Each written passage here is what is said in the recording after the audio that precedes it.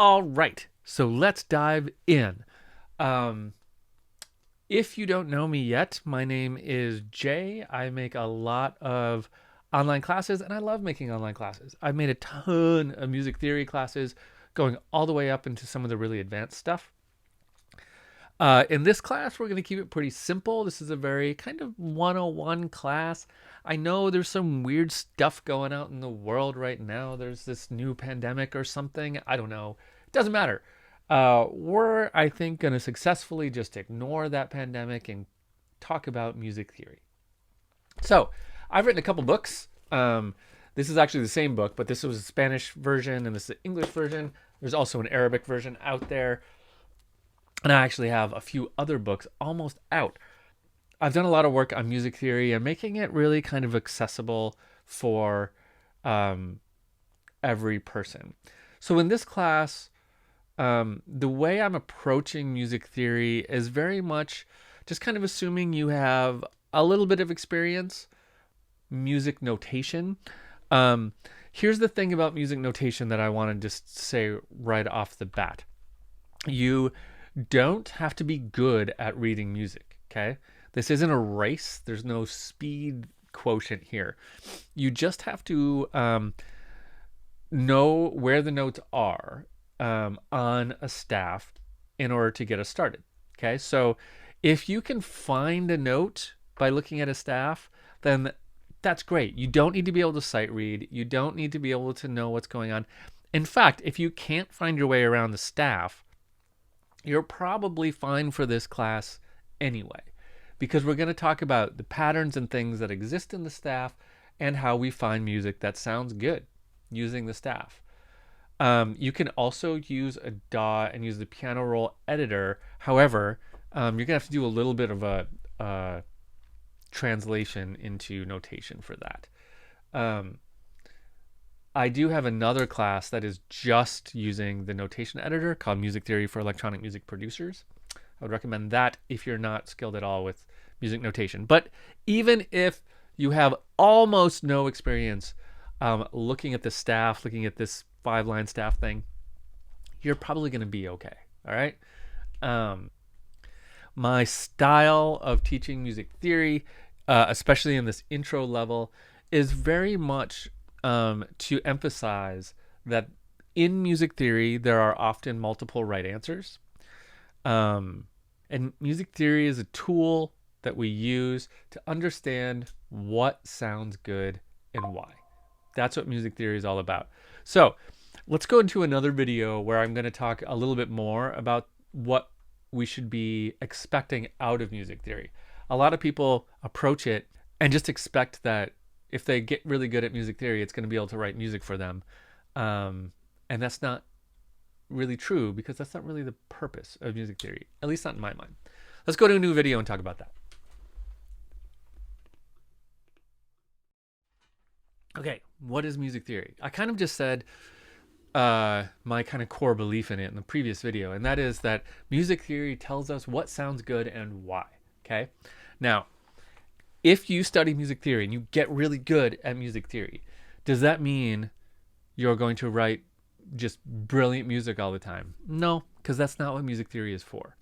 Let me tell you the best use case for me as a composer and a songwriter of music theory.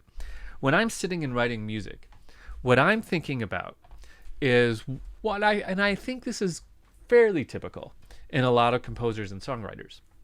What they're thinking about is not music theory while they're writing music. No, they're not. They're thinking about what's going to sound good next, right? Like, so I've written some chord and I'm like, cool, what's going to sound good coming after that chord? Or what's going to sound good in this song?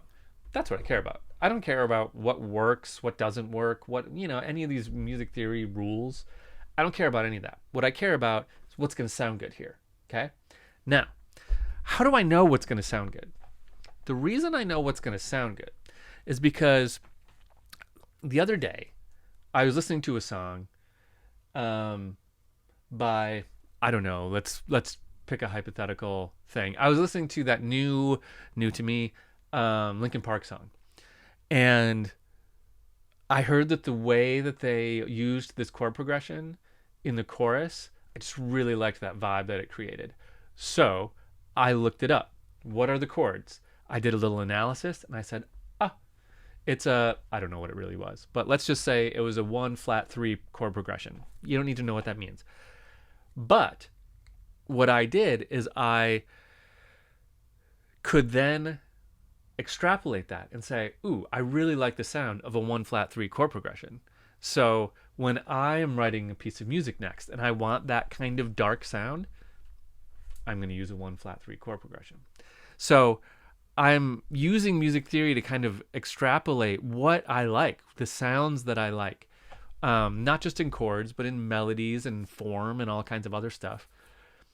I'm extrapolating what sounds cool to me, and then I'm incorporating that into my own vocabulary.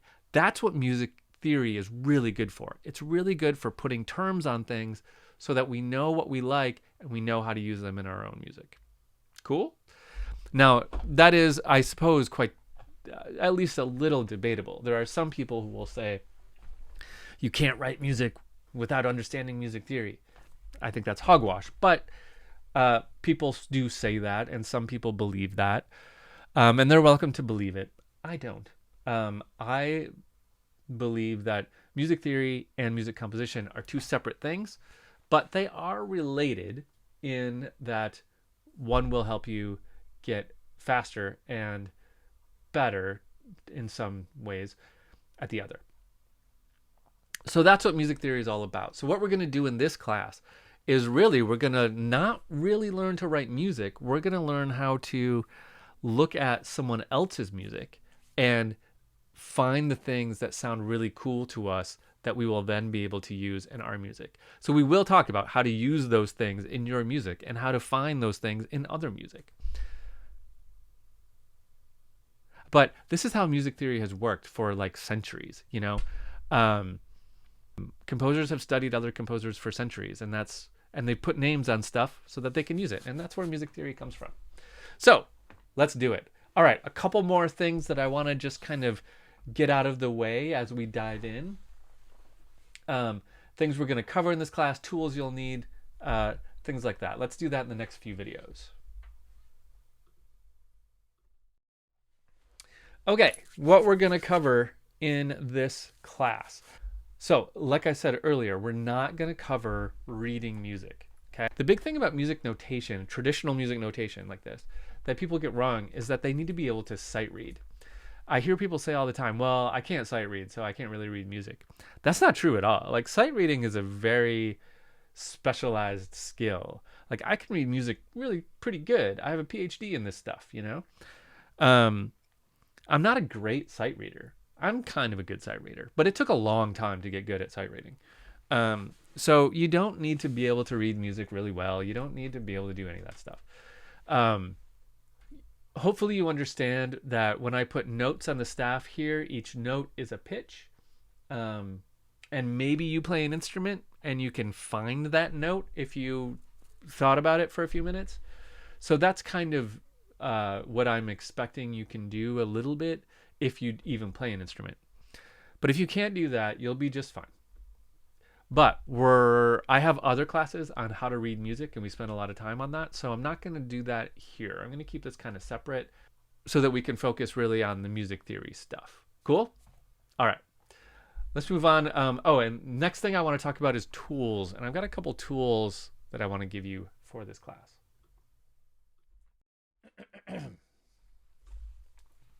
Okay, tools that will make you successful in this class. There are two. Okay, one is optional, the other is free. I'm just going to give it to you. Let's talk about the free one first. Okay, so some staff paper. Like, this is staff paper. It's got these 5 lines on it. You can see me squiggling some stuff. I always keep a pad of staff paper nearby on my desk. It's really handy to have. Now, I'm going to be using software for most of this class, but keep some staff paper handy just so you sometimes, like, taking notes, it's a lot easier with staff paper if you're taking notes about music. So keep some staff paper, and you know, sometimes if you just want to be pretentious and you just write like a like grocery list on staff paper, it looks pretty cool. I don't know. Some people think that. Okay, so you can buy like some nice staff paper on Amazon if you want, but I can also just give it to you. So I'm just going to give you a piece of blank staff paper in the next little thing here, okay? So download that, print out 5 or 6 copies, keep it handy by your desk or phone or whatever you're using to watch this class on, okay? Just keep it handy. Trust me, it'll be useful. Also, I don't know what's really going on here, but we've been having some weird like power grid things on occasion. Power's been going off and on a little bit. There's like weird animals have been like chewing through power lines or something. I don't really understand it. Like there's weird stuff going on. So it's handy to have staff paper because if the power does go out for some reason, you can, keep practicing and working by just staff paper. That being said, assuming power is working as normal, there are a number of software tools you can use. Here's the deal on software tools. So there are programs called notation editor programs. They're just like Microsoft Word, but instead of for text, they're for music notation. Okay. There are 3 big programs. Okay. The 3 big programs in this area. And by big programs, I mean, these are programs that take a long time to learn. They're professional level programs. They're very tricky, actually. Those programs are called Finale, Sibelius, and Dorico. Those are the 3 programs. If you really want to get into this, pick one of those and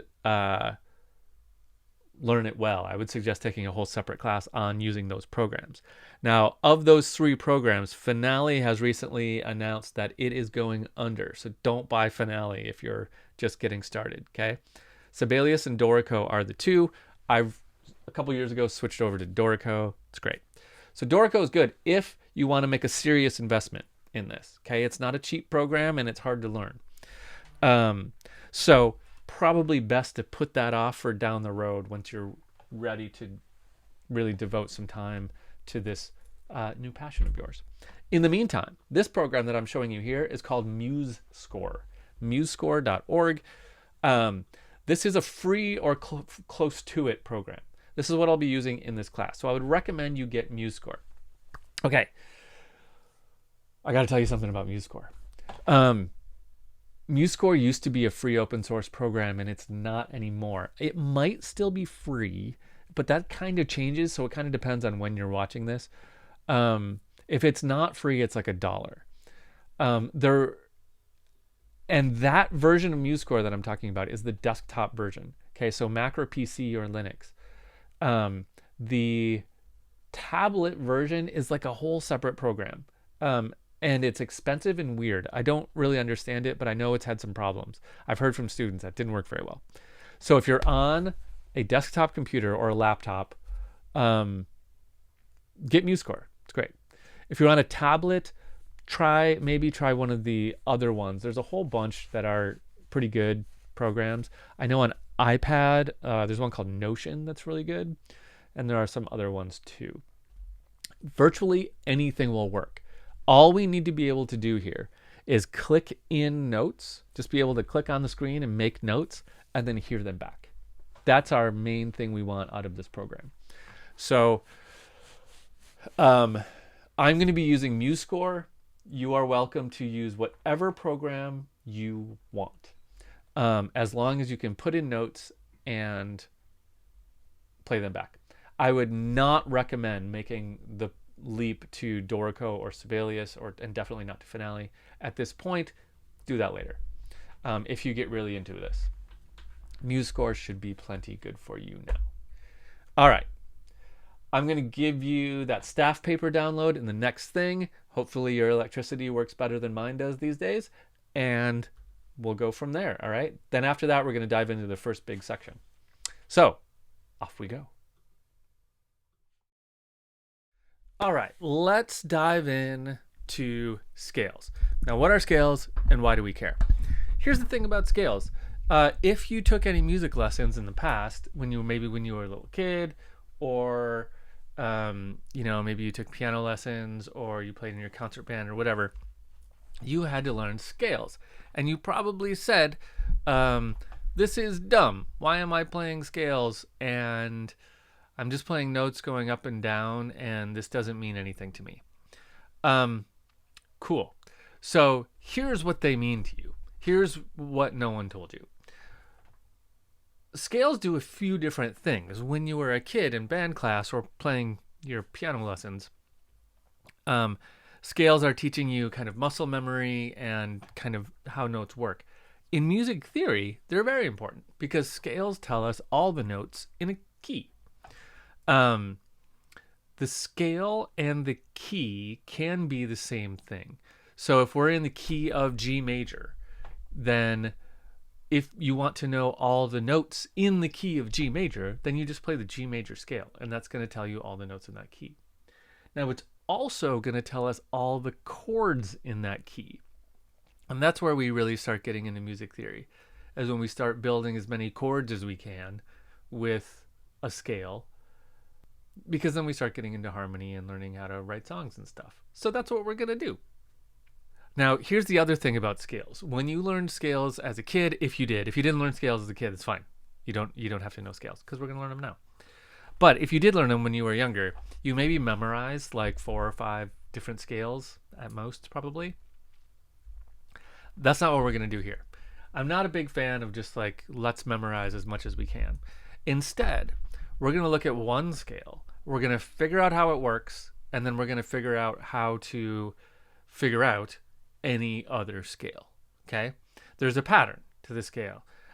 If I wrote a music theory textbook, which I guess I have, but if I was writing one from scratch, I might consider calling it There's a Pattern, because nearly everything has a pattern. You don't need to memorize all the scales. You just need to memorize the pattern to find them out. Okay? So that's what we're going to do in the next few sections. Right now, we're going to go on and talking about the chromatic scale, kind of why that matters and what scales are. So let's go on and do that.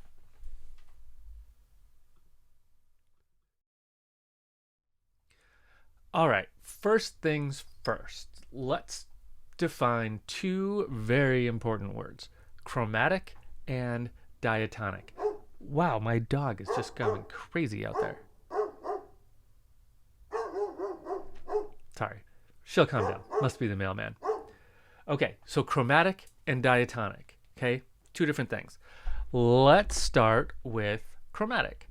Chromatic, if we pick apart that word chromatic, chroma, comes from color, right? All the colors. Chromatic means all the colors.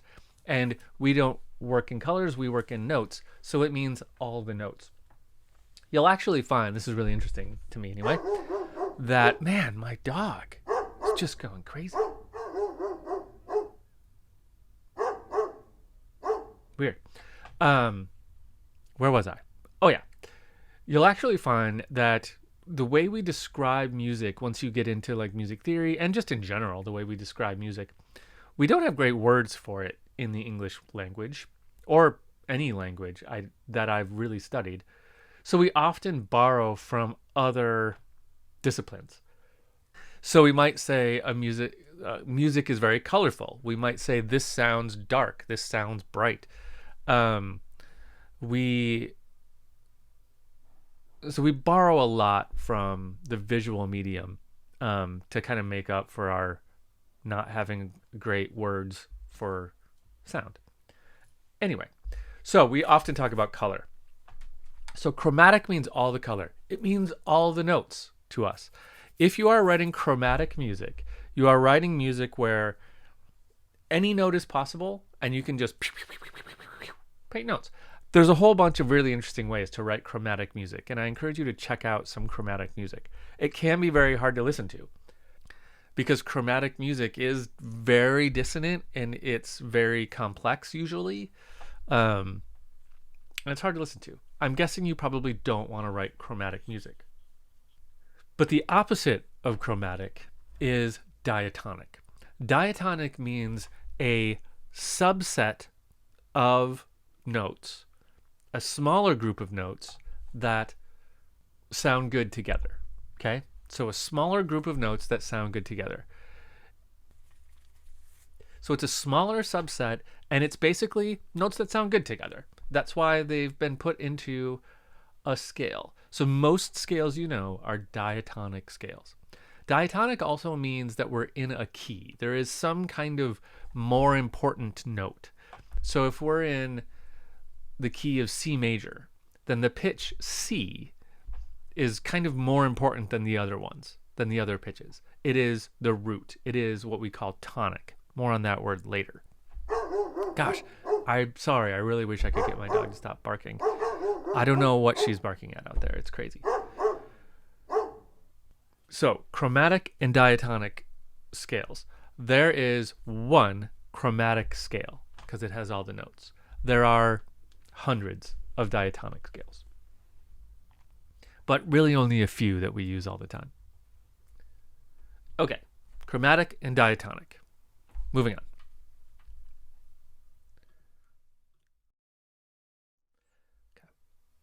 Okay, so let's look at a scale.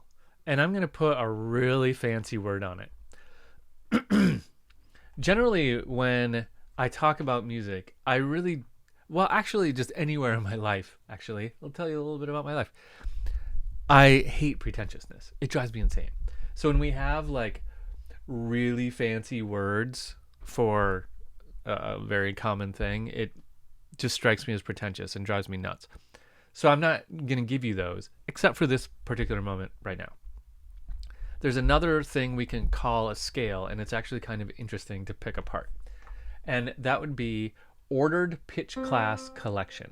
Okay, let's look at a scale.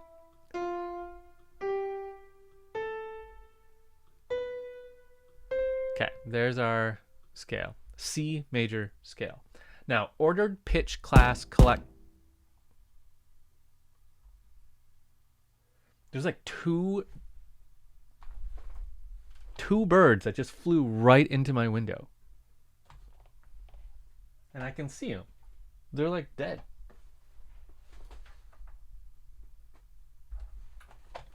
That is so weird. So my dog's going crazy. There's birds flying into the windows. I just heard there's another one. There's just another one in the window out there. What is going on? Maybe it's this pandemic thing people are talking about. Anyway, ordered pitch class collections. We'll make it through this. So, this is a fancy way to say a scale. So what does that mean? Ordered is the first word. So, a scale is notes in an order. If I did this,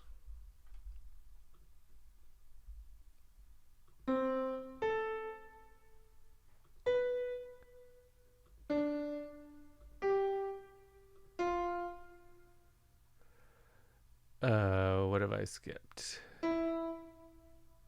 Yeah. Okay, if I did like this is not a scale because it's not in an order. Okay, you could find a scale in that, but a scale is ordered notes.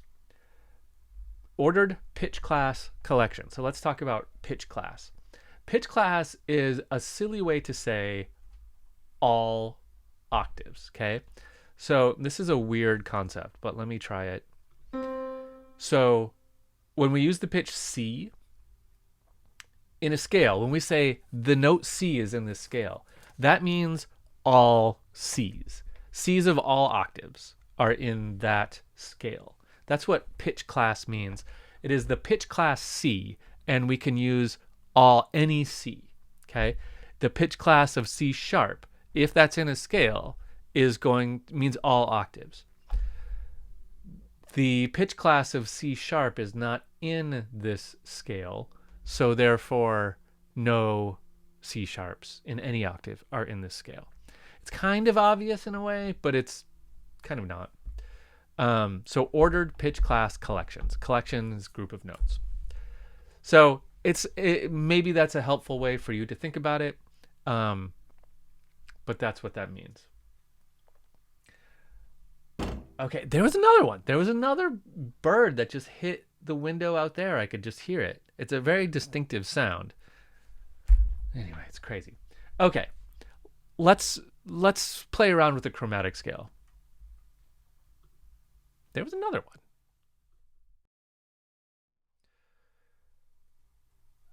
All right, there's some weird stuff going on in my neighborhood here. I don't really know what's going on. I'm gonna take a little break after this video and go explore. But first, let's talk about chromatic scales. So let's do it with eighth notes. So a chromatic scale, remember, it's using all the notes, and no notes are more important than any other notes. So it doesn't matter what note we start on. It's going to result in the same group of notes. So let's start on I don't know, A. How about? Sure. And now we're just going to go chromatically up from there. So we can use sharps or flats. It doesn't really matter. Usually if I'm going up, I'm going to use sharps. So there's no B sharp, so we go right to C, and then we go to C sharp, D, D sharp, E. There's no E sharp, we go to F, F sharp, F sharp, G, G sharp, A sharp, B, there's no B sharp, and that gets us back to C. All right, a chromatic scale. Sounds like this. Right? Now, if you do play an instrument, chromatic scales are really good for your finger. There's another crazy bird, and now my dog is barking again. This day. What I was about to say is if you are learning an instrument, chromatic scales are really good to play, to get in your fingers. I'm a guitar player, so that's why I do this when I talk about scales. Chromatic scales are really good for strengthening the muscles in your fingers. But we are going to leave them behind for now. We're going to focus primarily on diatonic stuff, okay? Typically, when one teaches music theory, you spend about 3 semesters on diatonic music, and then at the end of the 4th semester, you get into a little bit of chromatic music. But chromatic music is very, very rare and very strange and very weird. If you're trying to write pop music, dance music, anything like that, you're not writing chromatic music. You're writing diatonic music. So let's move on, talk about diatonic scales.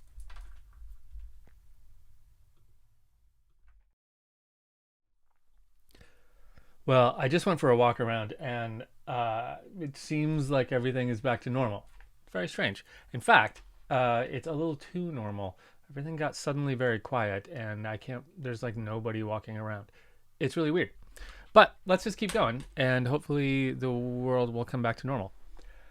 Okay, so in this lesson, we're going to talk about whole steps and half steps, okay?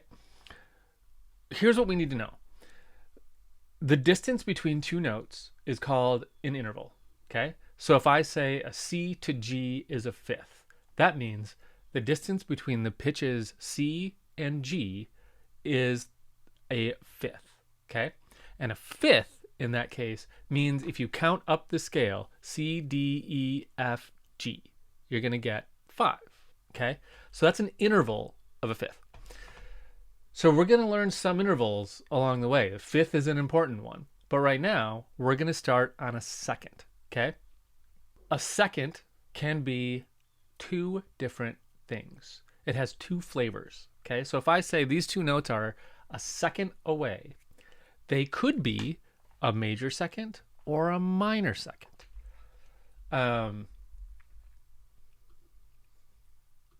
For example, let's look at our C major scale, okay?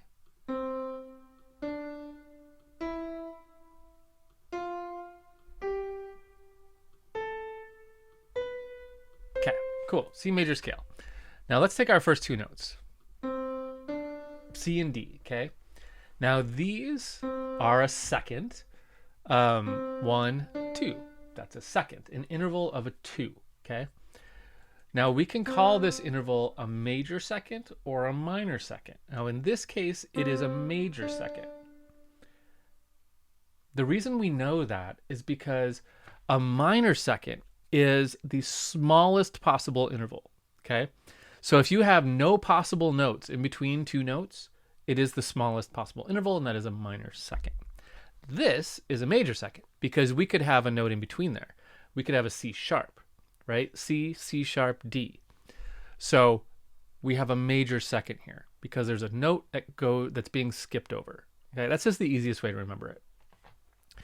Now, major and minor seconds have another term that we use, and that other term is half steps and whole steps. Okay, you may see some people use the terms half tone and whole tone, or semitone and whole tone. Those all mean the same thing. You can use whichever one you want. I like half steps and whole steps. Okay, so a whole step is the same as a major second. Okay, a whole step means that there's a note in between. Like if we look at a piano, here's a piano. Let's make it a little bit bigger. Okay, if we go to C, well, let's go lower, higher. Okay, if we go to C and I say, what is a whole step higher? It's going to be D. Okay, and it's because here there's a note in between, right? So C to C sharp is a half step. C to D is a whole step. You could also think of a whole step as just two half steps. Get you to the same spot.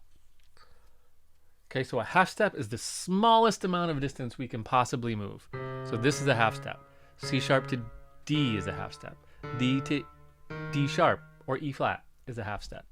Every note in the chromatic scale is a half step apart. Okay? So half steps and whole steps. When we look at the major scale is made up of some half steps and some whole steps and nothing else. Okay, so let's go in and look at what that pattern is to make the half steps and whole steps.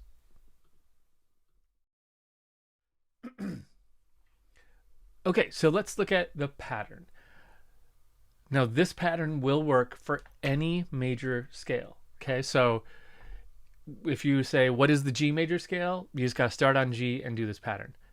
The C major scale, start on C and do this pattern. The G minor scale is a different pattern. We'll learn that later, okay? So this is just the major scale pattern, right? And that pattern is, why don't I do this? I'm just going to tell you the pattern and then we'll figure it out together. Okay, so let's go here. The pattern is whole, whole, half, whole, whole, whole, half. Okay? So W's are wholes and H's are halves. I don't know why I do the H's in lowercase. There is, you'll find in music theory, various reasons to put things in capital and lowercase. We'll get to that soon. This kind of isn't really one of them. It's just a habit. So use capitals, lowercase, whatever. But this is the pattern. Whole, whole, half, whole, whole, whole, half. Okay? So let's pick a scale. Let's say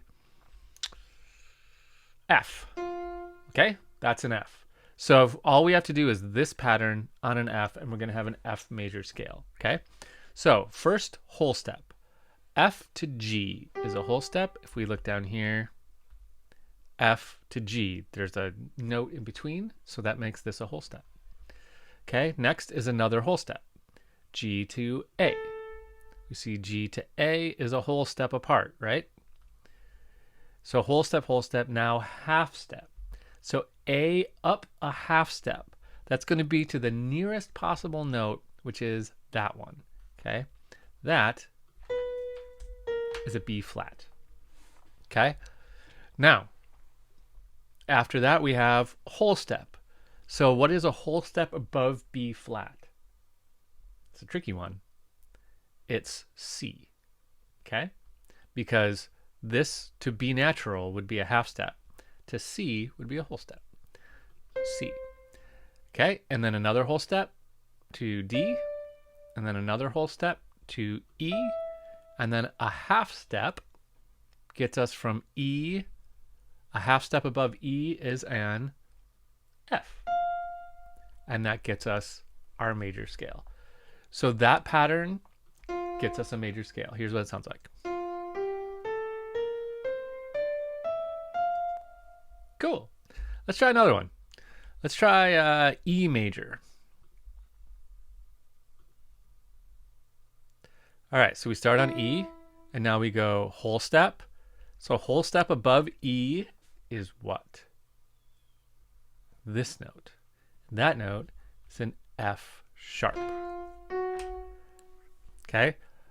Another whole step above F sharp is this note, because we're going to skip that one. So G sharp.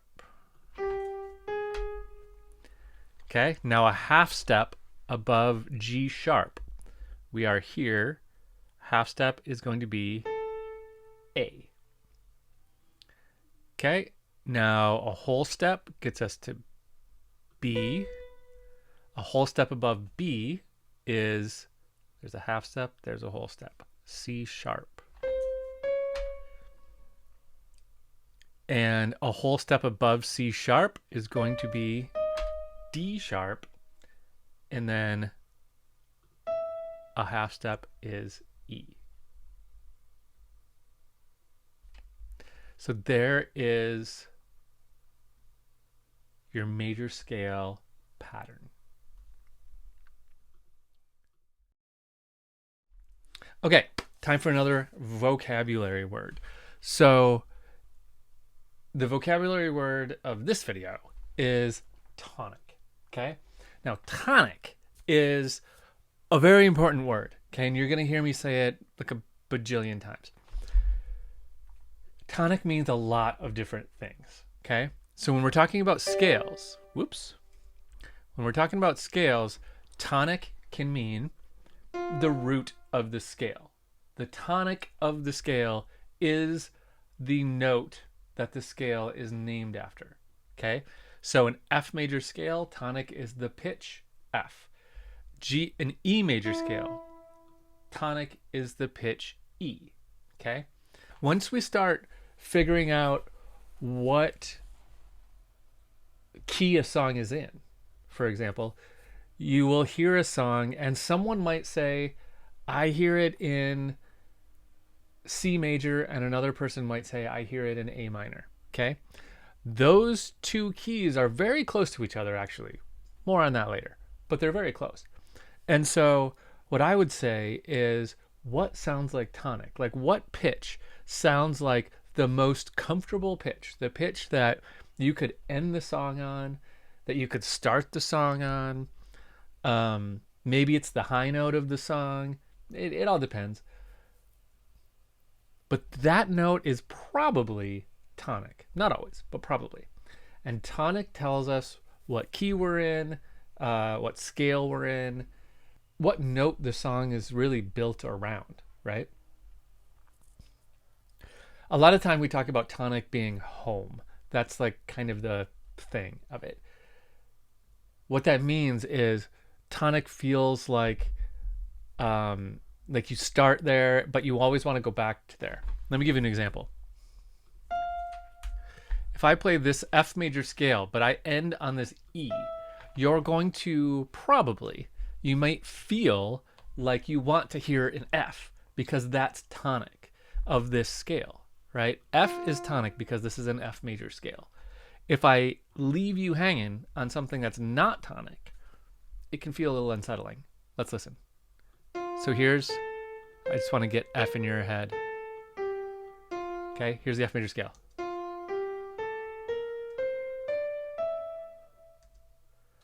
Right? You want to hear that note, right? That's tonic, that's home, that's, all kinds of stuff. So remember that term, there's somebody knocking my door. Hold on a sec.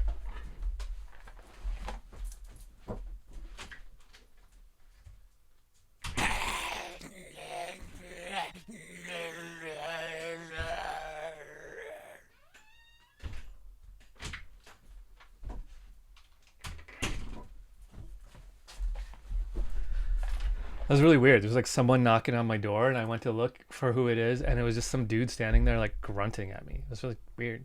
So I told him to go away. This world we're living in. How strange. Okay, let's keep going.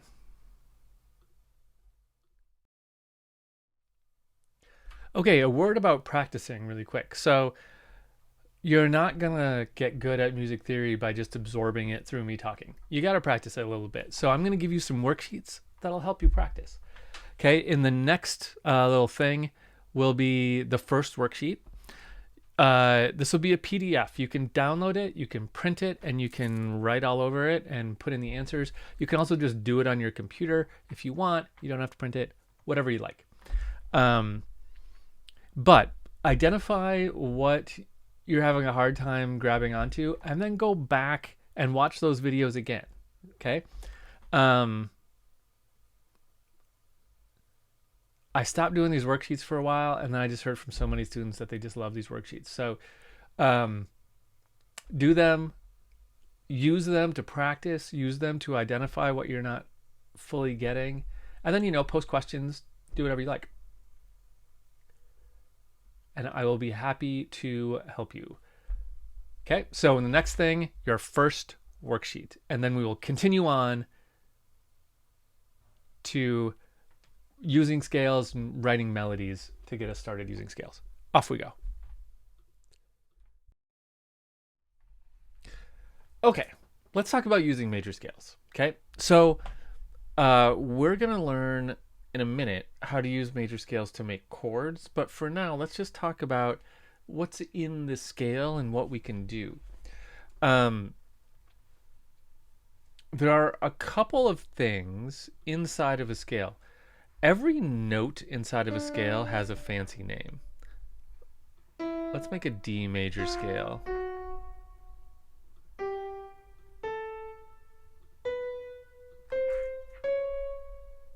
There we go, D major. So we like to put fancy names on all the notes. We already know this one. This is tonic, okay? This one, the fifth, is called the dominant. This one, the seventh, is called the leading tone, okay? These are our three most important ones. Tonic always feels like home, right?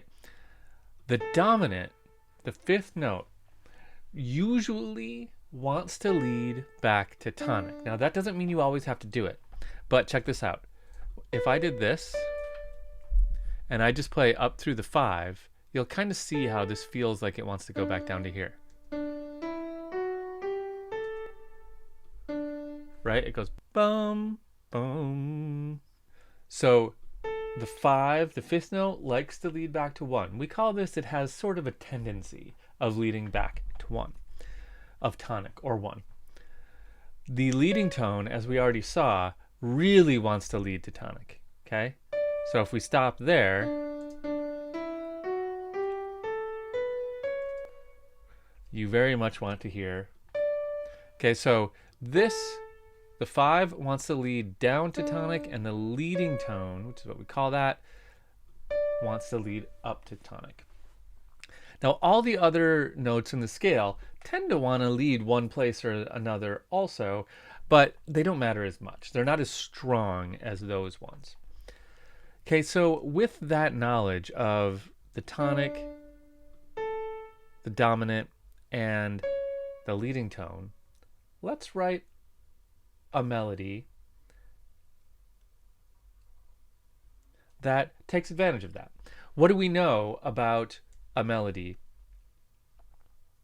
using these notes? Well, we know that we definitely want to start and end on tonic. Now again, you do not have to start and end on tonic. That's just going to be the easiest way to make something sound good. So let's do that for our very simple melody. We want to get us back to tonic. One quick way would be to land on the 5, the dominant, because that'll help us do a leap down to tonic and that'll sound good. Or the leading tone, and then that'll push us to tonic. That also means I don't want to sit on the leading tone for a long time, right? Because that just feels really unsettled. Okay, now there's one more trick. Before we write a melody, I want to talk to you about just like a little melody writing technique called steps, skips, and leaps. So let's go to a new video and talk about that.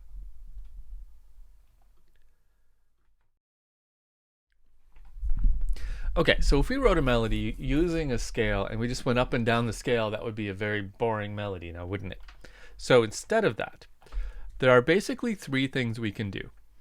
Let's stay in D major. And let's start on tonic, okay? Now, I'm just going to use quarter notes for this. We'll make it more interesting later. Actually, no, I take that back. Let's use a real rhythm. So I'm just going to kind of switch up what rhythm I use here. Okay, so I have a D. So my next note could be one of three things: a step, a skip, or a leap, okay? Or technically, there's a fourth thing, which is the same note again. So a step would be going to the next note in the scale, up or down. Okay, so I could go from D, I could go down to C sharp, or I could go up to E if I do a step. A skip would be to jump over a note and go to another note, the next note. So I could jump up to an F sharp, or I could jump down to a B, okay? That would be a skip. And then a leap is any jump bigger than this third. So I could go, here's a skip, here's a leap. This would be a leap, this would be a leap, and this would be a leap, okay? If I'm going up. So those are basically your three options. So let's do a leap up to 5. Now remember, 5 doesn't have to go back to 1. So I could just do this. Let's do that. And now, so I have a leap and then 2 steps in the opposite direction. This is a very common pattern to use. A leap and then a skip in the opposite direction is very, very common. Or a few skips in the opposite direction. We try to limit how many leaps we have. If you're trying to write a very standard, normal, singable melody, you want 2 leaps, okay? Or less. Okay, so let's go to a skip to there, and then let's walk down it again, and we'll do a step.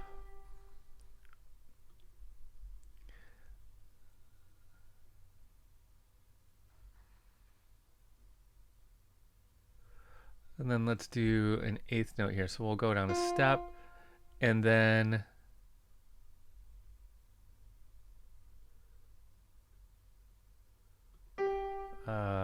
step. And I'm just kind of eyeballing it here. Skip.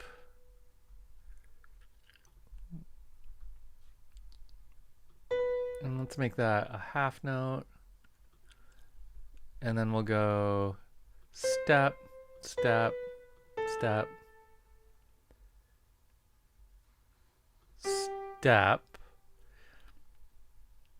and then I'll go step up to that A, and then I can use that A to plop me down back on D. Dog's still going crazy. I don't know what's going on. Okay, so let's hear our little melody in D major. Oh, I forgot to add in my accidentals. F sharp, F sharp,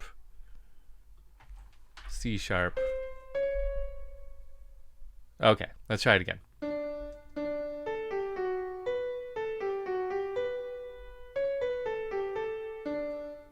Okay, it's weird in short because it's only 3 measures, but that's what I wanted to do for this example. Having a 4th measure would be good. In fact, let's add a 4th measure. Let's see if we can find a spot.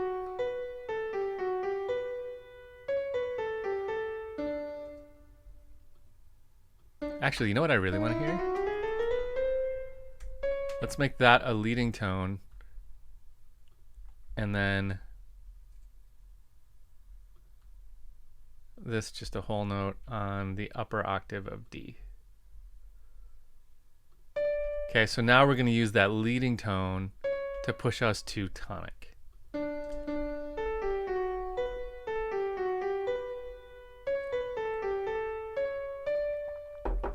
Nice. That is a very pretty melody. Okay, so steps, skips, and leaps.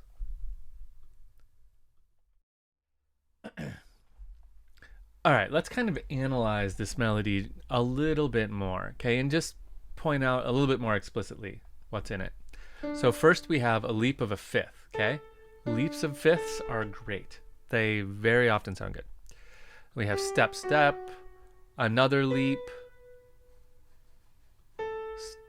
step, step. So after this leap, we have a step down, a step down, a step down, a step up, a skip up, a step up, step, step, step, step, skip, step, okay?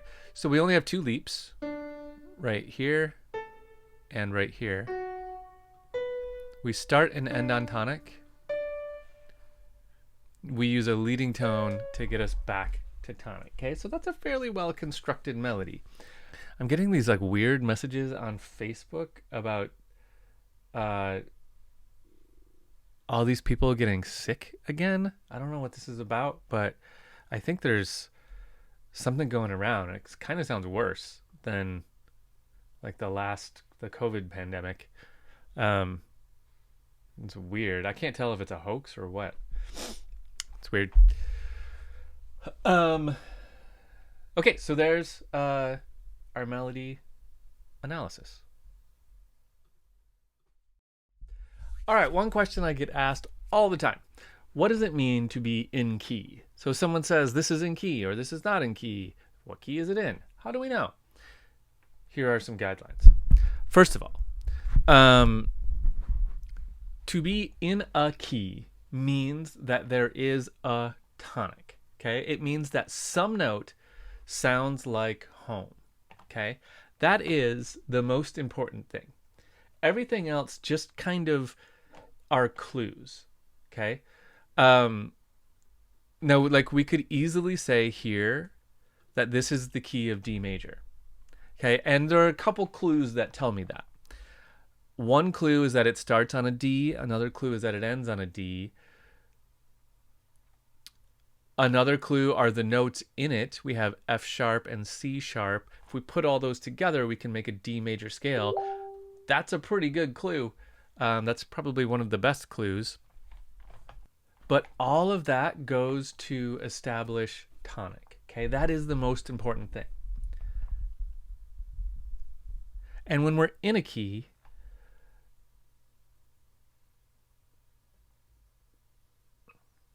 what we know is that all the notes in that scale, whatever scale we're using, will sound good. Okay, so if you're writing a song and you're in the key of E, E major, what you know when you're thinking like, okay, what note should come next? If you're in the key of E major, you can say any note in the E major scale is going to work, is going to sound pretty good. So that's what being in key tells us. Now back to what I was saying a minute ago. It's all about what is tonic. Is there a case where the key is debatable? Sure, like totally. There are lots of them. So in my college classes, how do I tell if a student is right or not? Well, it kind of comes to justification.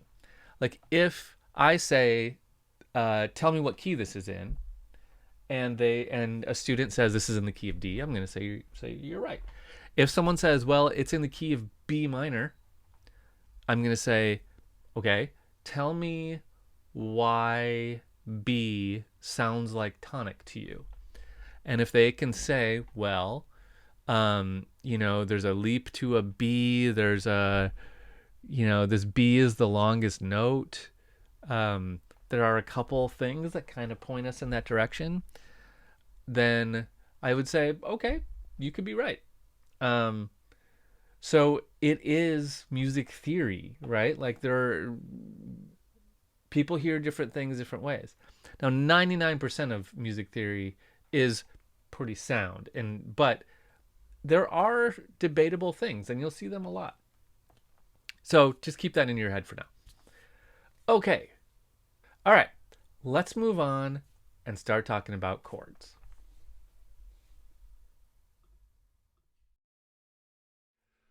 What are chords? Okay. All right. Let's talk about chords. So what are chords? Strictly speaking, chords are more than one note happening at the same time. It's cool. It's pretty easy. Um, we have a whole bunch of different kinds of chords. So let's just put a C major scale on the screen here, just for reference. Okay, there's our C major scale. So we could do this. 2 notes, right? That's a chord. That's a specific kind of chord called a dyad. A dyad means a 2-note chord. It's kind of rare that we use or analyze dyads. We tend to like to have a more full sound. So we typically use 3 or 4 note chords. If we're talking about pop music, we typically use 3 note chords. Okay, and they're going to be these 3 notes. Okay, and this makes us a chord, a 3-note chord. Now, if a 2-note chord is called a dyad, a 3-note chord is called a triad. You got it. So we're going to focus on triads first. Sounds like that. Okay, now we do have more notes. Here's a fun thing about music theory that'll drive you nuts. A 2-note chord is called a dyad. A 3-note chord is called a triad.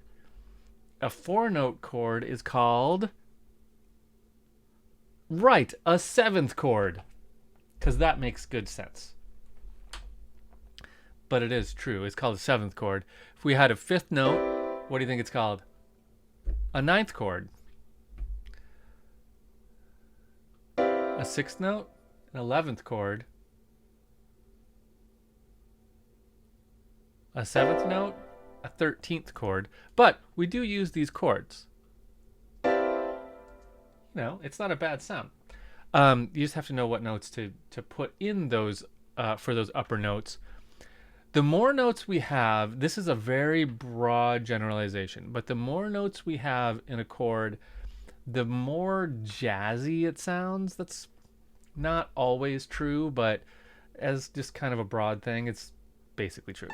So if we get rid of some of these, we're going to get down to a triad, which is much more poppy. Okay, so let's figure out how to know what notes go in a chord.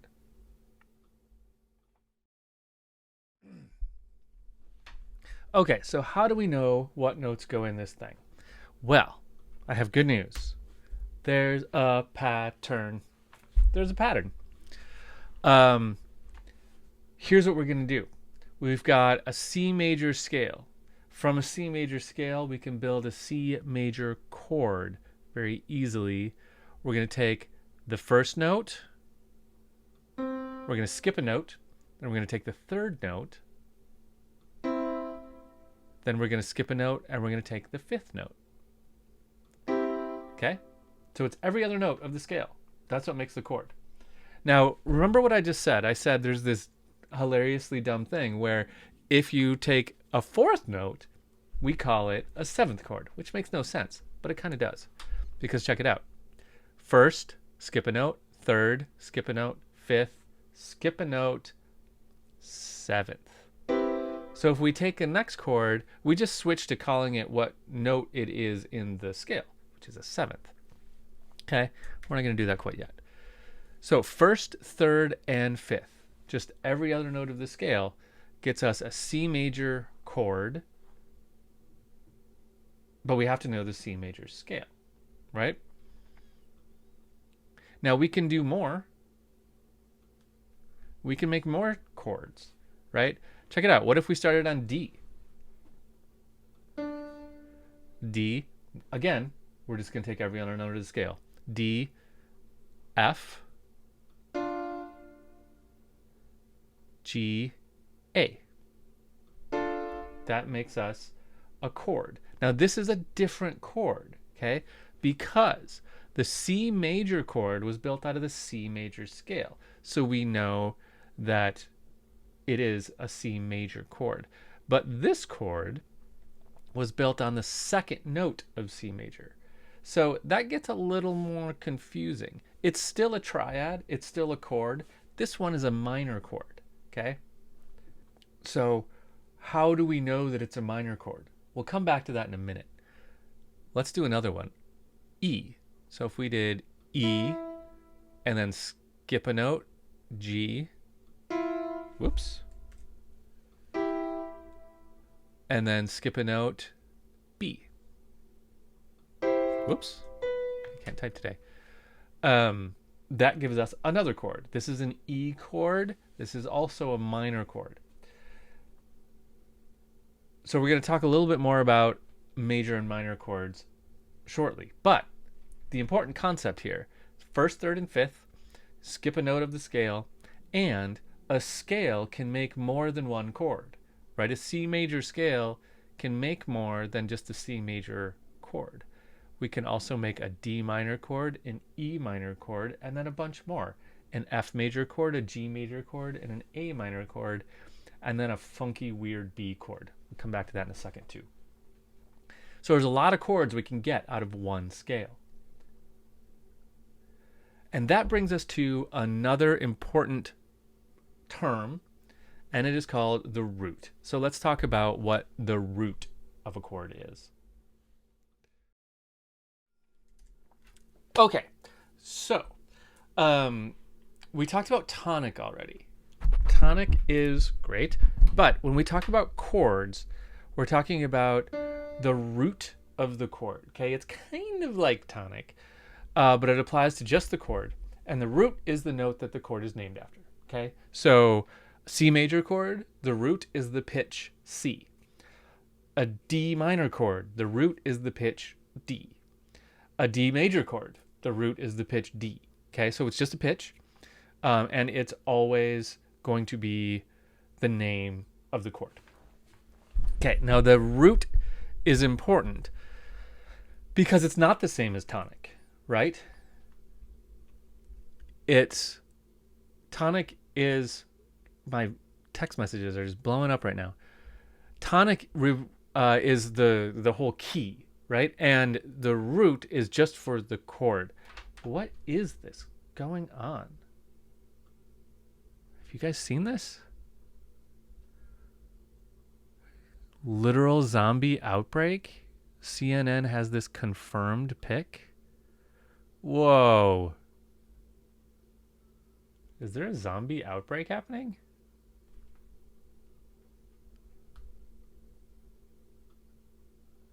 This is crazy. I gotta figure this out. Well, this is troubling. I guess the best thing for us to do is press on with this class. Hopefully you're watching this as a distraction away from whatever is going on outside. I don't know if I really believe it. But, music can be a distraction. Education can be a distraction.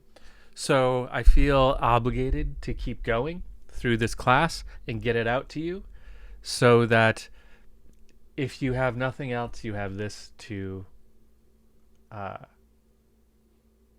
keep you moving forward. So let's talk about the next thing on the list, diatonic chord progressions. Man. Okay, so here's what these are. The diatonic chord progression is all the chords we can make with a given scale. So let's take the C major scale and let's do what we just did. I'm going to do it with half notes so we can kind of hear these. So we can make a C major by going every other in C, right? We can start on D and go D, skip one, F, skip one, A. Okay, D, F, A. We can start on E, E, G, B. We can start on F, F, A, C. We can start on G, G, B. Now we got to circle around again. This C and this C are the same thing, so we go to here, D.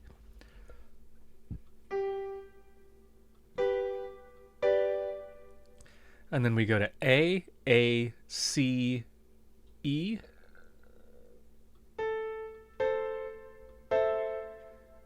Now we go to B, B, D, F.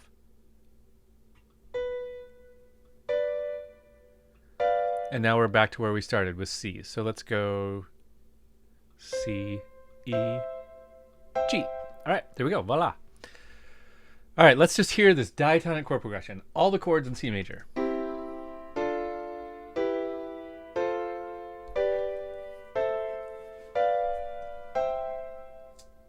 Very nice, right? Lovely. Now we can get this in another way. What we could do is, let's go down here. Another way to look at what we're doing here is we're just stacking the scale. So if I go C major,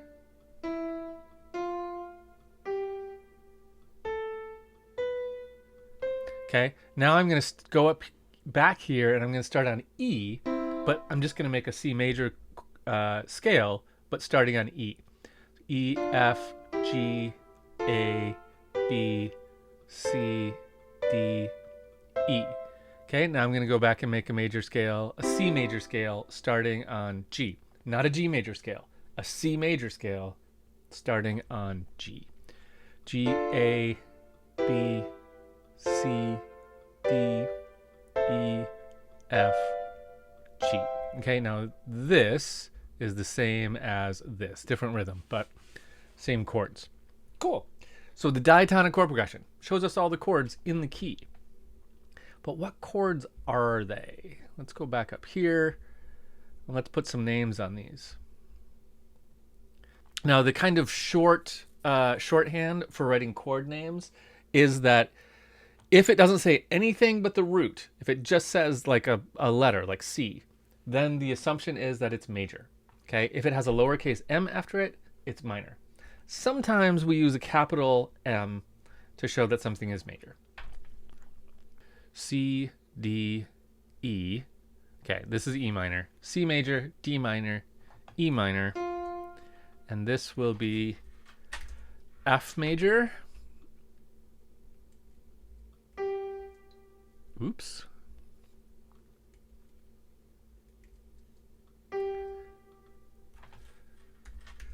G major,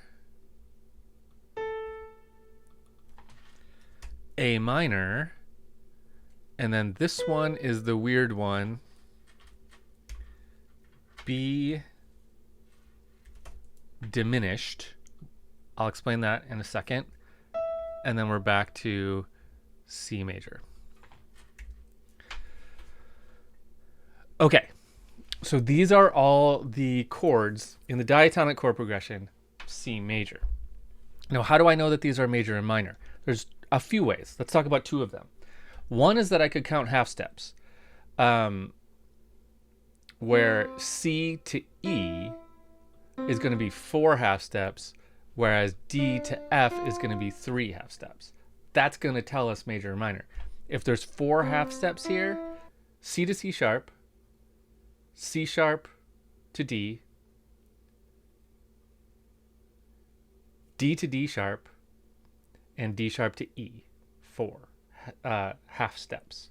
Okay, that means it's major. Here, you go D to D sharp, D to D sharp, D sharp to E, and E to F. That's only 3. Okay, so that makes that minor. So you can do that with any chord. Now, Another thing you could do is memorize this pattern, right? This pattern: major, minor, minor, major, major, minor, diminished, major. That's going to be the same all the time. Let's write that out. So the pattern is major, minor, minor, major, major, minor, diminished, and then major again repeats, okay? So again, capital M for major, lowercase m for minor in this case. Major, minor, minor, major, major, minor, diminished. Major, minor, minor, major, major, minor, diminished, major. Okay, so let's talk about what we can do with this pattern now that we know that it exists.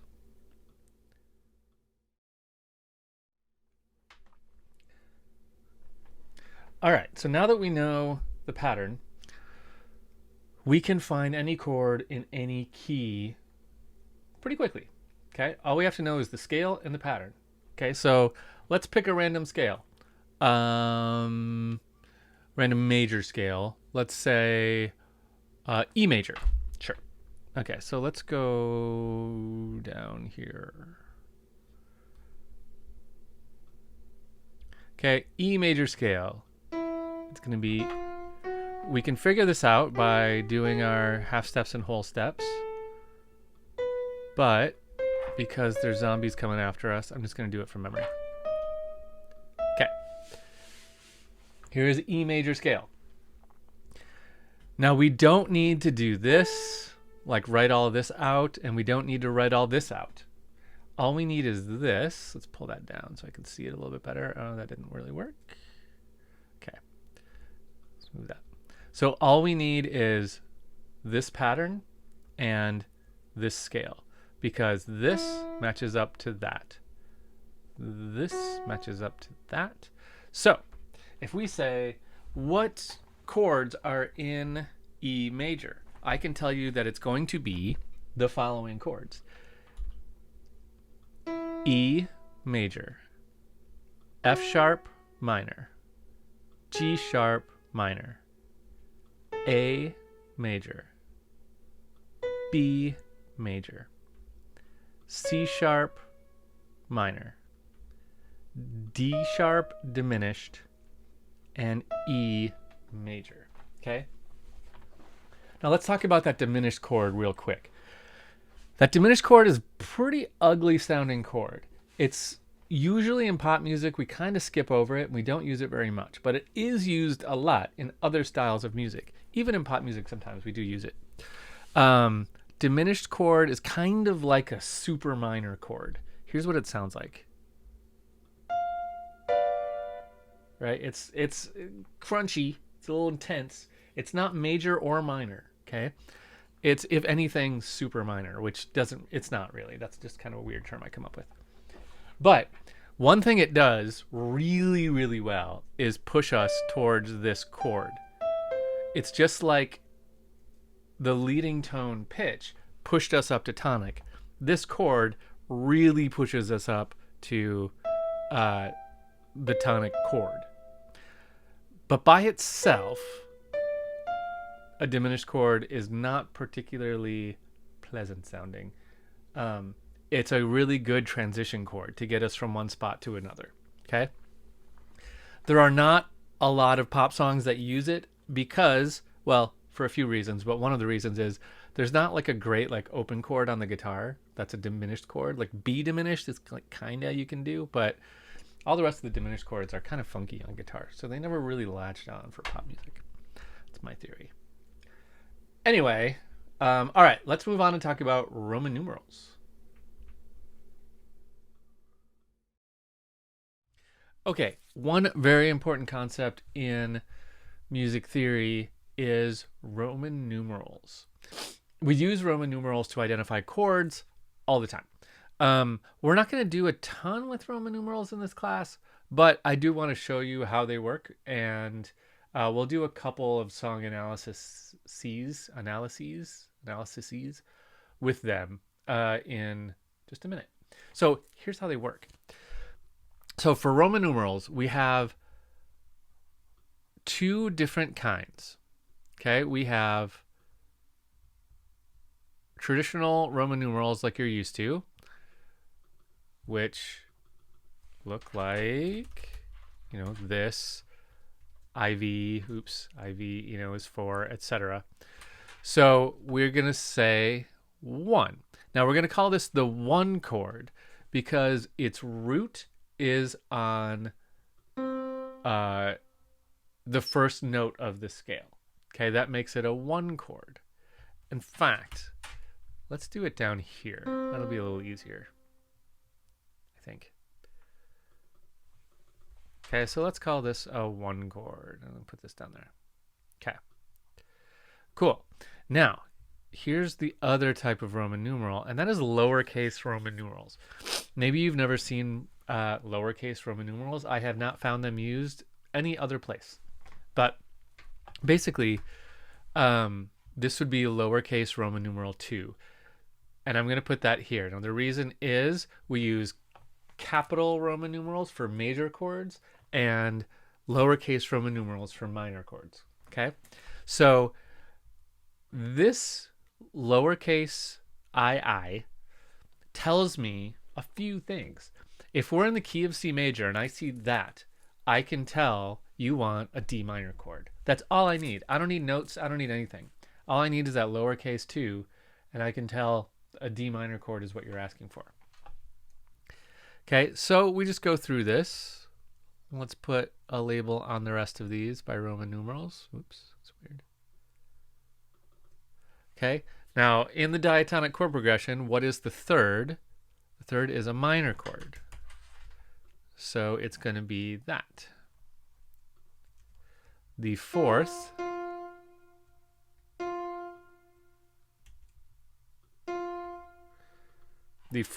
is a major chord. It's going to look like that. The fifth is a major chord. It's going to look like that. The sixth is a minor chord. Looks like so. The seventh is that weird diminished chord. So here's what we're going to do. We're going to do it lowercase because it's minor-ish.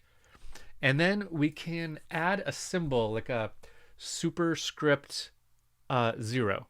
I do it with option 0. Makes that. That's the symbol for diminished. Okay? And then this is going to be 1 again. Okay?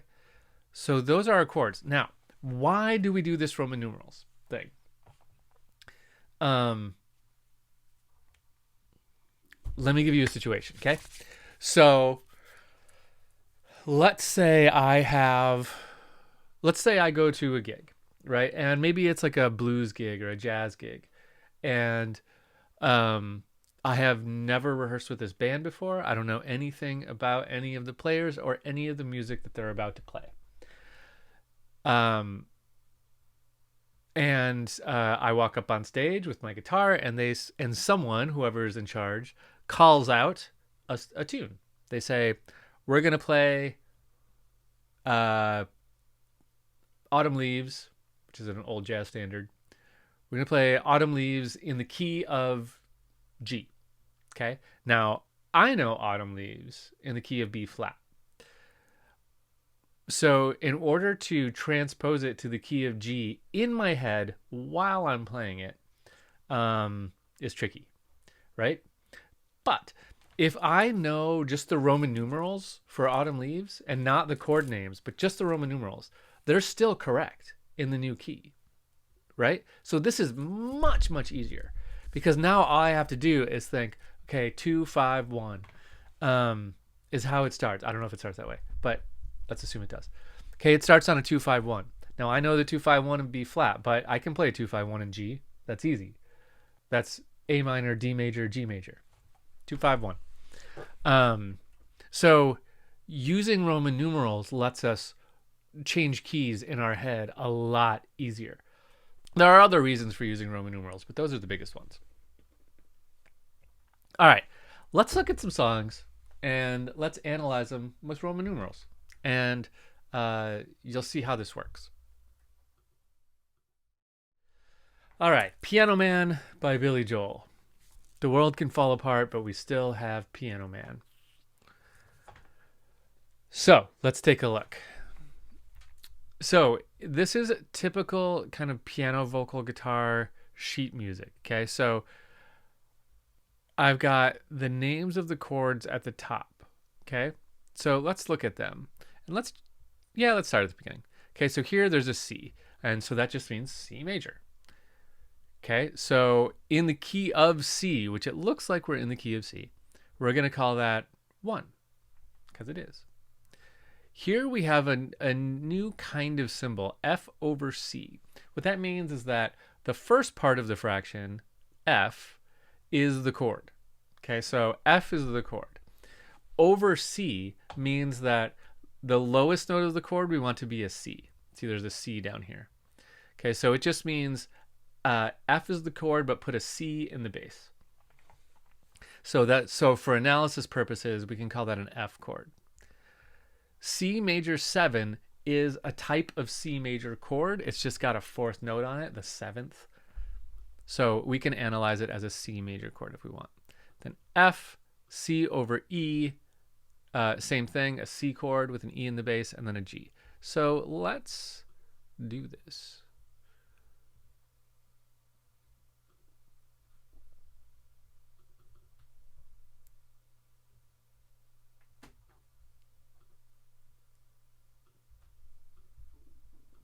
Okay, so this first chord we're going to call a 1 because we're in the key of C major. Okay, and this F over C, we're going to analyze it as an F. So we need to figure out what chord is F, what number is F. So the easiest way to do that is just walk up the scale. So C, D, E, F. 4.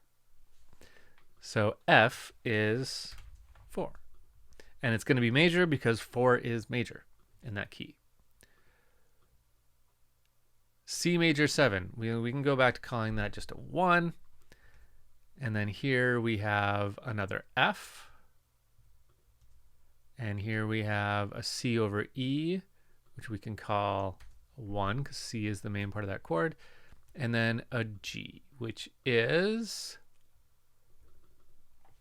C, D, E, F, G. 5. Cool. So there we have the first part of it. We could go on. This would be a 1. This E minor would be a 3, C, D, E. This A minor would be a 6.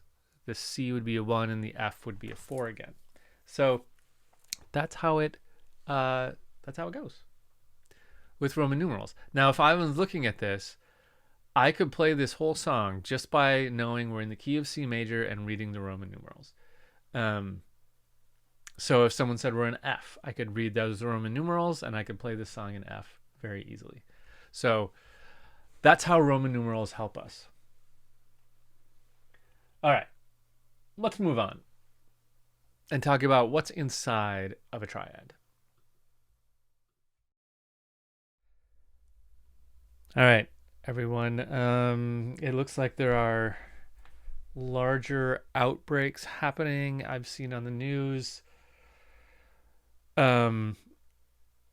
I keep hearing there's some outbreak around me because I keep hearing people pounding on the walls. They're trying to get in here. So I guess I'm gonna keep going. I might relocate to a more secure place. My family and I are gonna decide what we're gonna do this evening, but we might go out to the suburbs or just kind of fortify where we are, I guess. What a world we live in.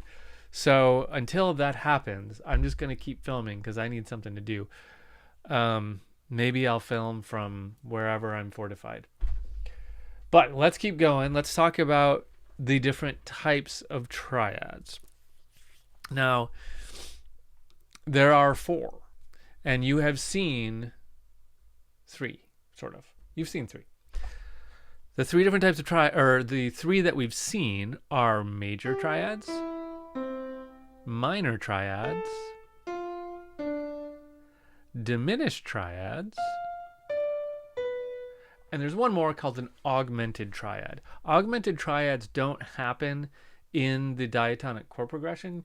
They happen sometimes with some different kinds of scales, but we're not going to encounter them very often now. But in order to explain these four, let's kind of pick these apart. We talked about how you can tell a minor triad by the interval at the bottom, right? If this is, so this is called a third, and if this is 4 semitones, it's major, and if it's 3 semitones, it's minor, right? Here's another funny thing about triads is that the second third on the top, so this is the first third, but they also have a second third, this one. This one's going to be opposite of the lower one in most cases. So in a major chord, this is going to be 4 half steps, and this is going to be 3 half steps. In a minor chord, this is going to be 3 half steps, and this is going to be 4 half steps. Okay, that's like the anatomy of a triad. Okay, is those things that a major triad is this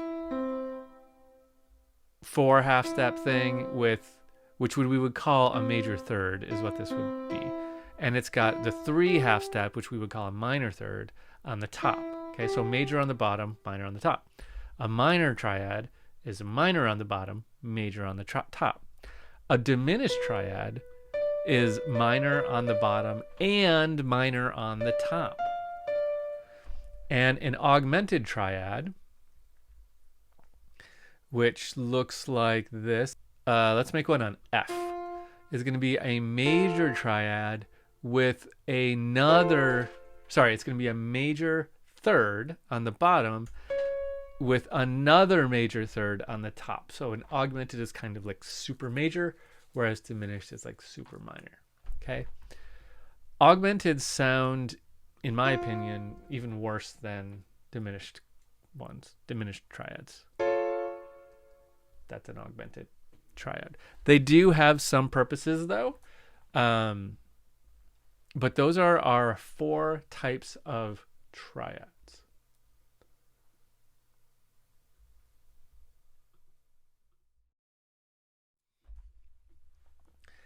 Okay, last thing on this topic. I want you to notice one other thing about triads is that let's go down here and let's put all 3 or all 4 right in a row. Let's build them on C. Oops. C, C, C, C. Okay, so I'm going to make a major triad, a minor triad, oops, and an augmented triad. Okay, here they are. So here's what I want you to notice. For these first 2, the bottom note and the top note are the same. So the difference between major and minor is just the third, the middle note that we call the third changing 1 half step. Okay, that's the only thing that separates a major chord from a minor chord, is just dropping that third by 1 half step. That changes it. Here we're changing the top note as well. But for most chords, the third is the magic secret weapon that holds the answer to everything. So if you want to take a major chord and you want to make it minor, you just need to lower the third by a half step. If you have a minor chord and you want to make it major, you just have to raise the third by a half step. So the third is like the magical note.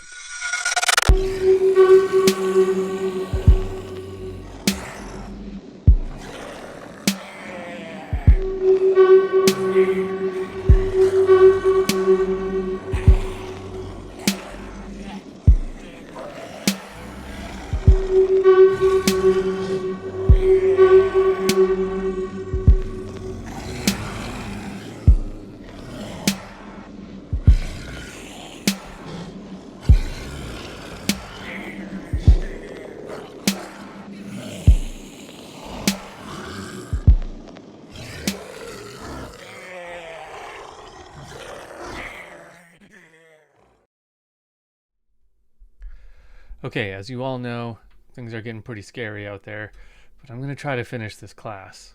It seems like the only right thing to do. So we're going to start going kind of fast because I feel like even weird having like not looking behind me. So octaves and inversions. Okay, let's talk about this. So if we make a chord, let's say C major, we can keep going and we can add more notes to the chord. But these don't change the name of the chord at all.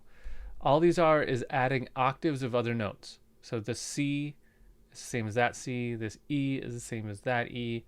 We could keep going and add more notes all day long. And it's not going to change the name of the chord. We just have a big C major chord here. So what I want you to understand is that when you add octaves, as long as you're not adding any more new notes, you haven't changed the chord in any real way. Similarly, if we have a chord as normal, but we rearrange the order of them, so this G at the top, let's take down to the bottom. Okay, this is still a C major chord. It's just not in root position. Root position is what all of these are. It means that the root of the chord is at the bottom. This is in an inversion. And it's still a C major chord. It's just in a different inversion. So nothing really about it changes. It does make it a little harder to spot. Like when we see a triad, you know, it's this nice, perfectly lined up thing. And here it's a little different. So if you see something like this, and you're trying to figure out what chord it is, try moving the notes around by octave until it lines up like that, and then you'll know what the root is, right? Because with this other way, you can't, it's harder to tell what the root is. The same is true as if we did this. It's still the same notes. Doesn't really change anything. Okay.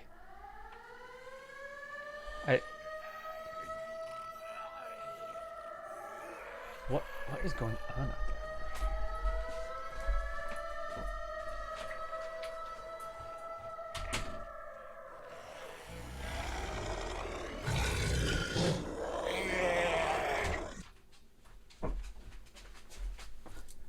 All right, we gotta go.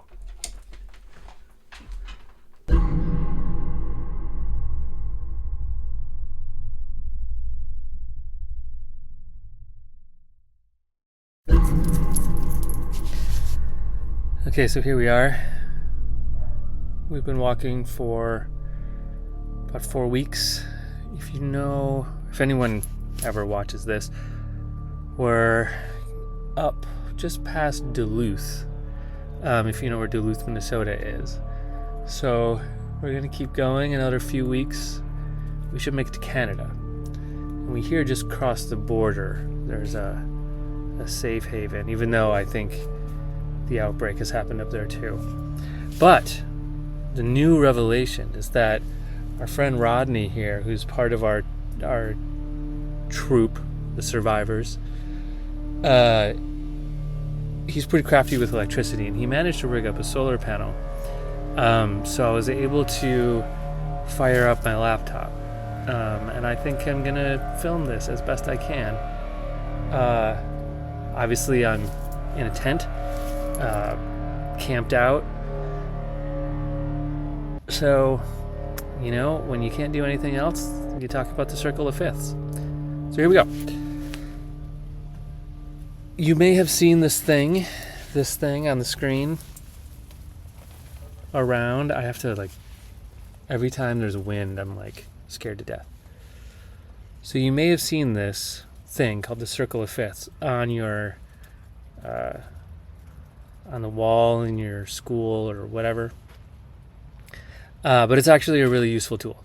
So what we have here is a great songwriting tool. So I'm going to show you how to use this to write music and apply some of the theory that we've learned so far.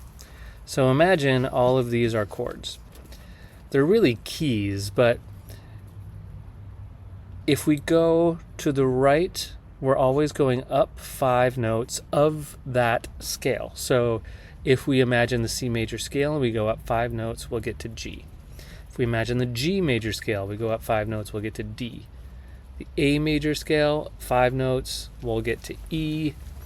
E major scale, we'll get up 5 notes and we'll get to B. Now at some point in the bottom, we have to switch from sharps to flats. Otherwise, we're going to get to have 1,000 flats or 1,000 sharps. So that's why these look like this. We're just going to switch at some point. Okay, so it keeps going all the way to F, and then at F, if you count up 5 notes from F, you'll get back to C.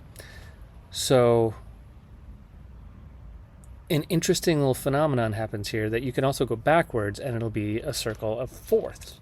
So C, if you count up 4, you'll end up on an F. F, you count up 4 of the F major scale, you'll end up B flat, an E flat, an A flat, and so on. Okay? Now the other thing that the circle of fifths typically shows us is that every major key has a relative minor key. I know we haven't talked about minor keys yet, but I'm hoping to get to that at some point before zombies eat my brain. So the relative minor key is going to have all the same notes in it, but a different tonic. Okay, so C major, the relative minor is A minor. Okay, that means that A minor has all the same notes as C major. It's just that it has a different tonic. Okay. Now with this, let me see if I can draw with this. We can see all of our chords from the diatonic chord progression right here. Okay, so yeah, sure. So if you look at these, if we're in the key of C, these are all our chords except for one, the diminished chord is not showing up on the circle of fifths. That's okay. But these are your other chords. Okay, if we say the key of D, the chords that are going to work in the key of D are these 6 plus that diminished chord.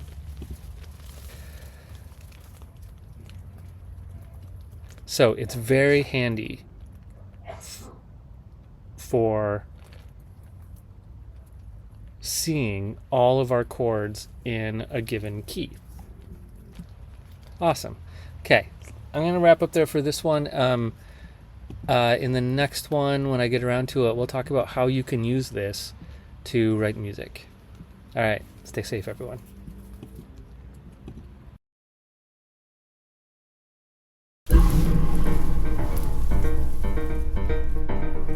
We're growing tomatoes up here. We've been camped out in the same spot for about 2 weeks, and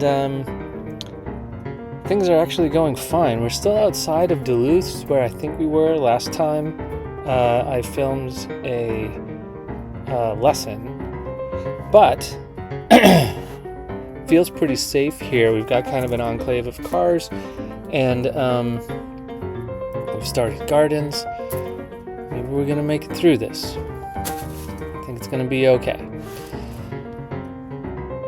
So I guess a couple more things about the circle of fifths.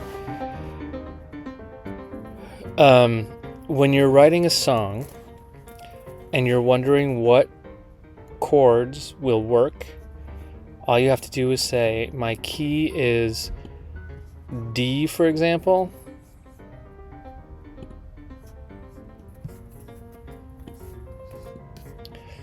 So that means that any of these chords will work.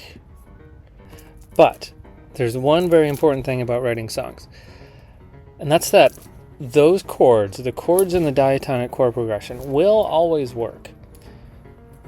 They're always going to sound good. But if you only write songs using those chords, you're going to write a whole bunch of very kind of boring music. You got to go outside every once in a while for that really cool sounding thing. So, there's a bit more you can do with circle of fifths. I'll give myself a different color. So if we're in the key of D, these are our diatonic chords, but we could also reach outside of our key, this way and this way. Try using a C major chord. Try using an A minor chord. Try using an E major chord or C sharp minor chord. That's playing outside of the key. It's also called modal borrowing or using closely related keys. But doing that is going to get you something that sounds really cool. Okay?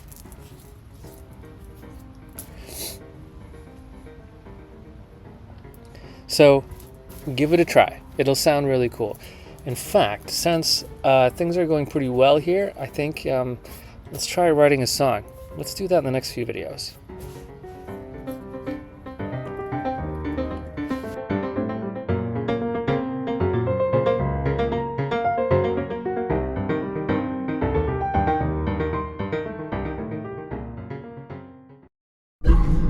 All right, we found this abandoned house up here, and we're kind of camping out in here for the night. There's been some rustling in the trees at night it's making us a little nervous, so we might keep heading north tomorrow, but for now we're in this beautiful abandoned house.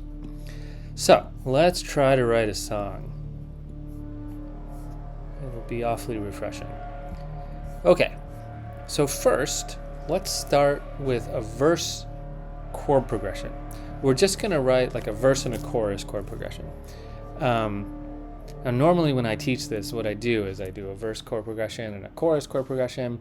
Then I kind of put together an intro and a bridge, and then I pull it into my studio and like make it sound really nice. But I don't have access to my studio because that is a long ago memory. So we'll just kind of put the basics of it together and hope it works. Let's do it with just whole notes. Okay, so what key do we want to be in? Let's keep it simple. Let's say key of C, sure. Okay, so let's start off with a good old C major chord. Oops. Maybe add another octave up there too to make it sound nice and full. And then let's see. If we look at the circle of fifths, we could go C, F, G, E minor, A minor, D. Let's go E minor. I'm just kind of picking stuff. There's our E minor. In the bass, we could put a C and then an E. Usually put the roots in the bass unless you're doing something fancy. Let's go G major and then A minor. No, let's other way around. Let's go A minor.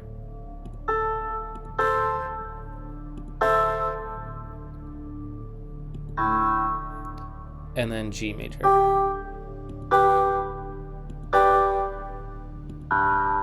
Okay, and let's just hear that.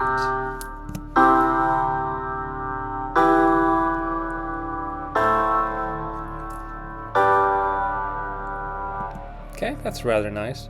One thing we could do to kind of keep it sounding better is to adjust these octaves. I'm going to take this E down an octave. Okay, that just makes these two chords kind of closer together. So the smaller like leap you have between chords, the better. Okay, so let's say that's our verse.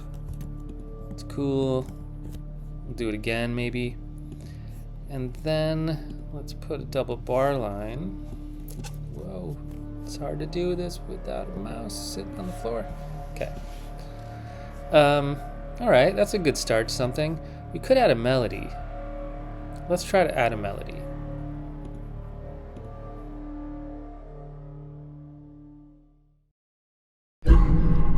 Okay, let's try to add a little melody here. And remember what we know about writing melodies. We have steps, skips, and leaps. So let's just start, and we're in the key of C major. Okay, so let's go down here. Okay, and then I'm just going to delete that first note. So I added a melody instrument up here. I know we were probably thinking we would do a voice, but when you ask the computer to play back voices, it always sounds terrible. It's always going like, ah, and terrible. So I just use a violin. We can pretend it's a voice. Okay, so the chord is C major. I'm just going to put a C. Here the chord is E minor. So we could do a B would be a step, and then let's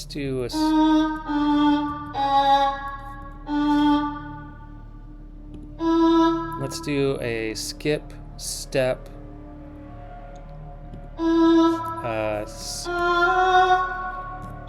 skip, and then here we have an A minor.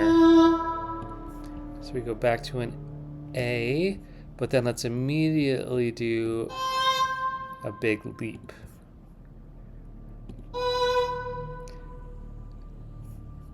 And then a step, step, step. So here we're on a G chord. And I put that A there. This is called a suspension. It's just going to kind of land on that A and then fall right back down to that G. It's kind of a nice sound. And let's maybe hold on to that G for another second, tying it together. And then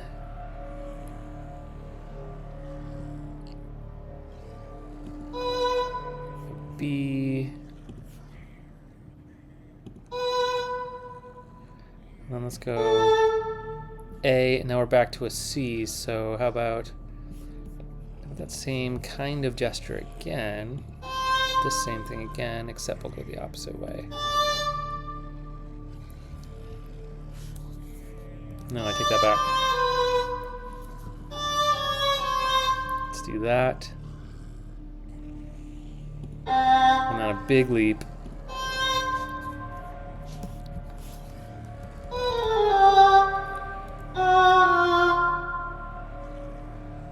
Let's go E. And then we're on an E minor, so let's go E, F, G on this A chord. So let's go G up to a quick A.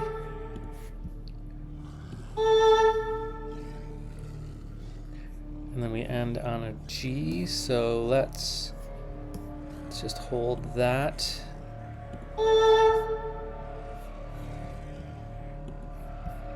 All the way to here, and then down to that G. So let's tie that. Okay, so it's kind of random what I'm writing here, but let's listen to it.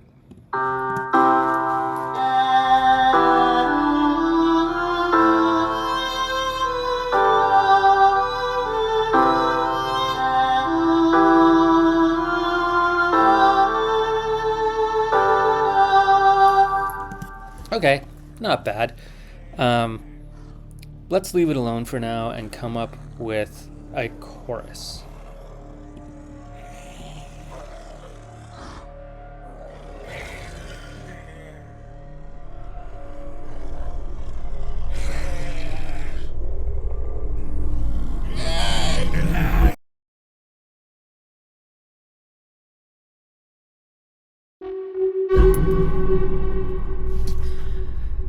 All right, I'm back. It's been a few days.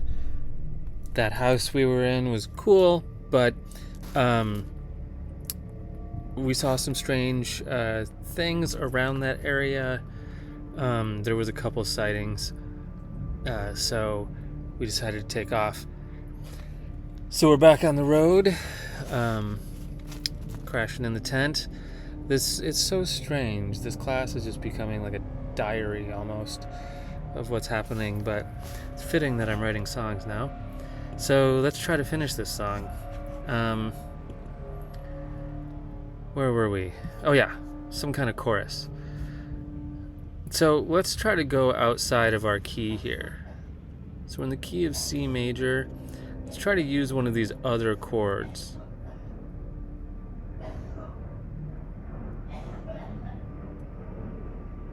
Somebody is sick. And there's a storm coming. Now, when you hear somebody coughing like that, I don't know if that came through on the recording, but some people in our crew are coughing very hard. Concerns everyone. Well, let's carry on. So let's try to use something outside of the key. We're in the key of C. So B flat, G minor, B minor, and D. Those are going to be your safest things to use. Let's try a G minor. Okay, and let's actually just use like quarter notes just for fun.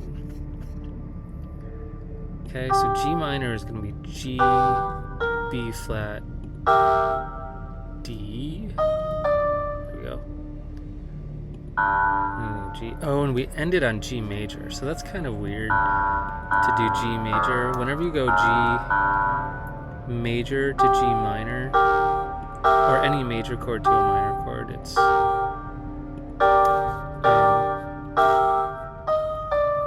doesn't sound awesome. Let's do another bar of that. Actually, just copy it.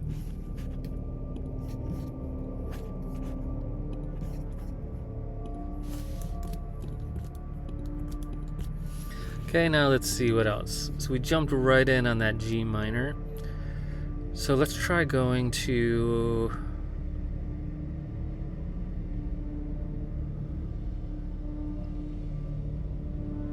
maybe a D minor and then an F. Okay, so let's take this and just go. There's a D minor.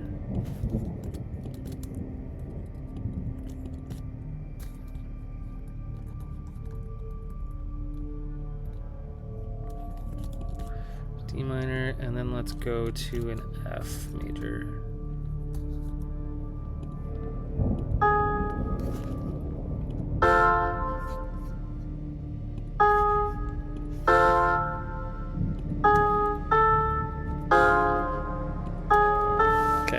Major.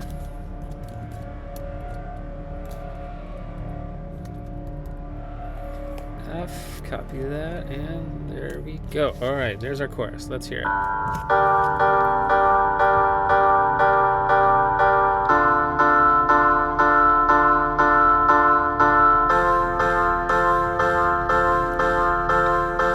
Oh, well, we need one more chord. I think we need a C.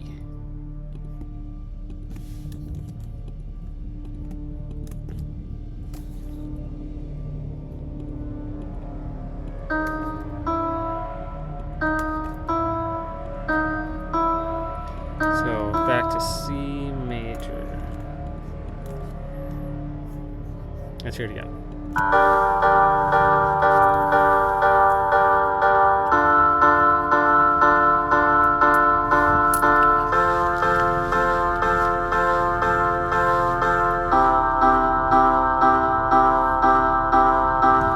It sounds like about a million other songs, but I think it'll work well. So let's add a double bar line. We put double bar lines places just to kind of mark a section. And let's maybe add a verse again. I'll give you this file at the end. Oops. There's a verse, okay? So we maybe 2 verses, just for fun. There. That gets us to the end. So all we need is a melody in this chorus. Let's do it.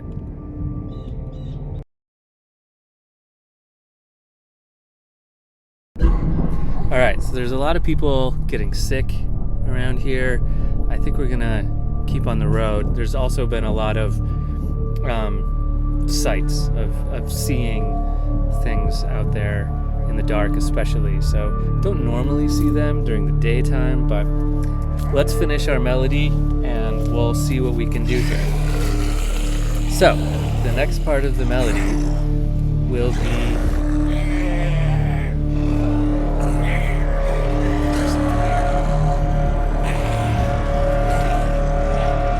we gotta go.